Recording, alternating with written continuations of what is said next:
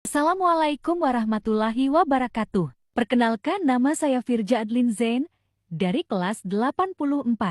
Saya ingin menjelaskan tentang Kalimantan Utara. Kalimantan Utara adalah sebuah provinsi di Indonesia yang terletak di bagian utara Pulau Kalimantan. Provinsi ini berbatasan langsung dengan negara tetangga Malaysia, yaitu negara bagian Sabah dan Sarawak. Pusat pemerintahan Kalimantan Utara saat ini berada di Tanjung Selor, yang juga sebagai pusat pemerintahan Kabupaten Bulungan. 8 pada akhir tahun 2024, jumlah penduduk Kalimantan Utara sebanyak 770.627 jiwa.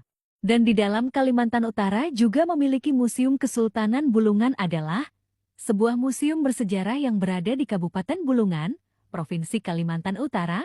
Museum Kesultanan Bulungan menempati bangunan yang sebelumnya bangunan Istana Kesultanan Bulungan. Bangunan Museum Kesultanan Bulungan saat ini merupakan bangunan istana yang dibangun kembali oleh pemerintah Kabupaten Bulungan. Dan wilayah yang menjadi Provinsi Kalimantan Utara merupakan bekas wilayah Kesultanan Bulungan.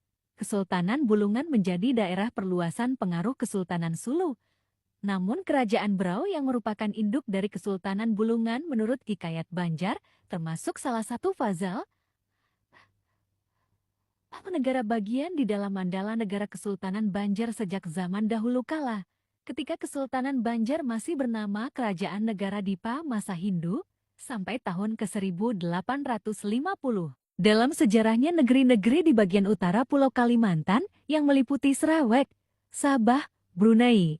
Sejak masa Hindu hingga masa sebelum terbentuknya Kesultanan Bulungan, daerah yang sekarang menjadi wilayah Provinsi Kalimantan Utara, hingga daerah Kinabatangan di Sabah bagian timur merupakan wilayah Mandala Negara Berau yang dinamakan Nagri Marancang. Namun belakangan sebagian utara Nagri Marancang alias Sabah bagian timur terlepas dari Berau karena diklaim sebagai wilayah Mandala Brunei. Bekantan adalah hewan khas Kalimantan Utara dan Pulau Kalimantan secara umum. Hewan ini dikenal dengan ciri khas hidungnya yang panjang dan besar, terutama pada jantan.